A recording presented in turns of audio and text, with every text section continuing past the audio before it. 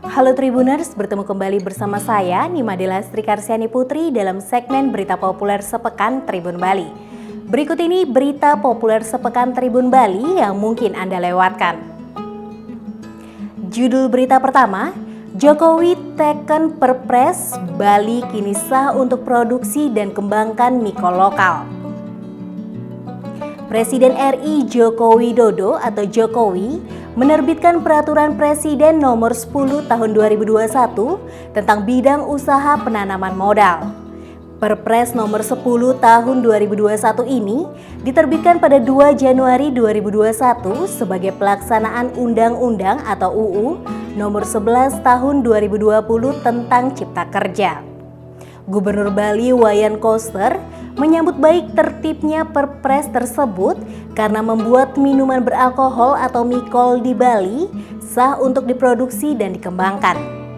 Sebelumnya berlaku Perpres nomor 39 tahun 2014 tentang daftar bidang usaha yang tertutup dan bidang usaha yang terbuka dengan persyaratan di bidang penanaman modal. Regulasi ini sebagai penjabaran pasal 12 ayat 3 Undang-Undang Nomor 25 Tahun 2007 tentang penanaman modal. Melalui Perpres Nomor 39 Tahun 2014 tersebut, ditetapkan bahwa industri minuman beralkohol merupakan bidang usaha tertutup. Namun dalam UU Nomor 11 Tahun 2020, terdapat ketentuan yang mengubah pasal 12 Undang-Undang Nomor 25 Tahun 2007 dengan menetapkan minuman beralkohol bukan bidang usaha tertutup penanaman modal. Kemudian kata Koster, tindak lanjut dari perubahan pasal 12 UU Nomor 25 Tahun 2007 tertuang dalam lampiran 3 angka 31, 32 dan 33 Perpres Nomor 10 Tahun 2021. Lampiran itu menetapkan bidang usaha industri minuman keras mengandung alkohol, alkohol anggur dan malt terbuka untuk penanaman modal baru di Provinsi Bali, Nusa Tenggara Timur, Sulawesi Utara dan Papua dengan memperhatikan budaya serta kearifan setempat.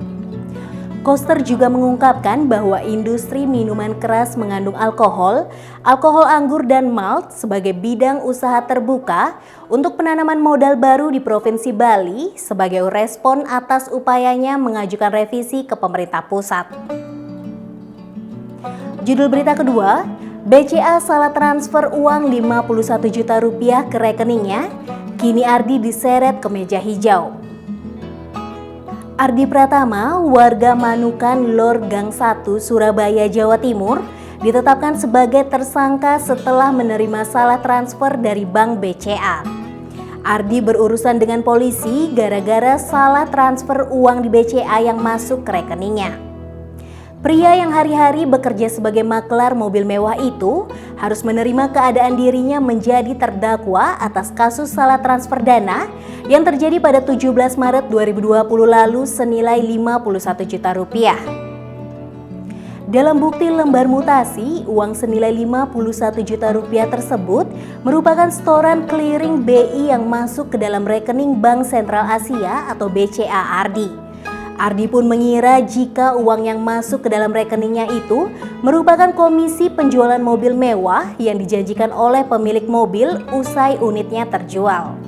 Setelah itu Ardi dikagetkan dengan kedatangan 2 pegawai Bank BCA KCP Citraland yang mengonfirmasi jika uang senilai 51 juta rupiah tersebut merupakan salah transfer. Karena diberikan informasi oleh pihak Bank BCA, Ardi akhirnya mengerti dan menyampaikan jika uang tersebut sudah dipakai dan berjanji akan menggantinya secara berkala. Pihak Bank BCA itu pun menyebut jika telah salah mentransfer sejumlah uang ke rekening BCA milik Ardi dengan nomor rekening 829089620 atas nama Ardi Pratama yang seharusnya ditransferkan oleh pihak bank ke nomor rekening 829089626 milik Philip. Kuasa hukum Ardi R. Hendriks Kurniawan menyebut ada dugaan cacat formil sejak awal kasus ini dilaporkan dan ditindaklanjuti oleh kepolisian. Judul berita ketiga, Prosedur pengurusan balik nama sertifikat tanah. Prosedur pengurusan balik nama sertifikat tanah setidaknya melewati 2 tahap. Pertama, pemilik tanah atau calon pemilik tanah harus mendatangi pejabat pembuat akte tanah atau PPAT. Agar transaksi jual beli tanah dilegalkan negara, Anda harus terlebih dulu mengurus akte jual beli atau AJB.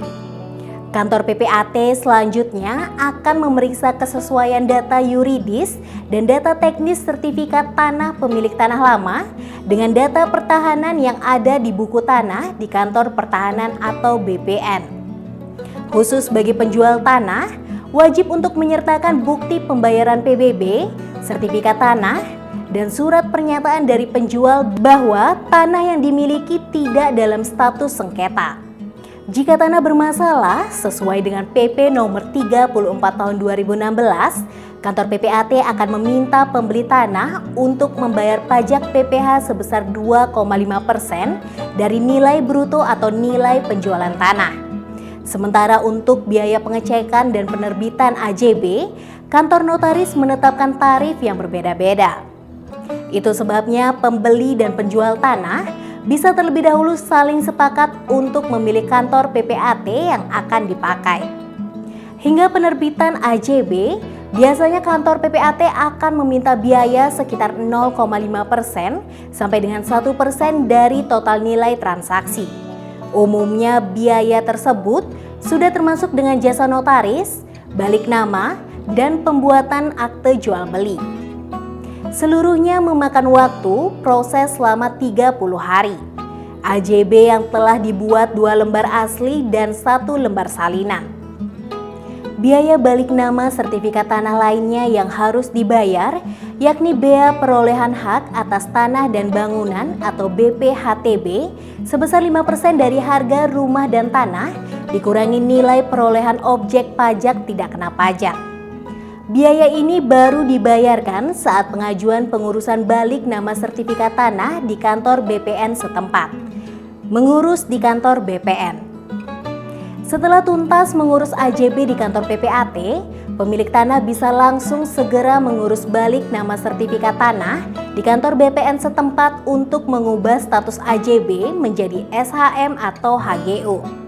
Pengurusan sertifikat balik nama bisa melalui 2 cara berikut ini. Pertama, mengurusnya secara mandiri, dan kedua dengan menyerahkannya pada kantor PPAT. Lalu, berapa biaya balik nama sertifikat tanah di notaris? Tentunya jika diurus kantor PPAT, mereka akan mengenakan biaya.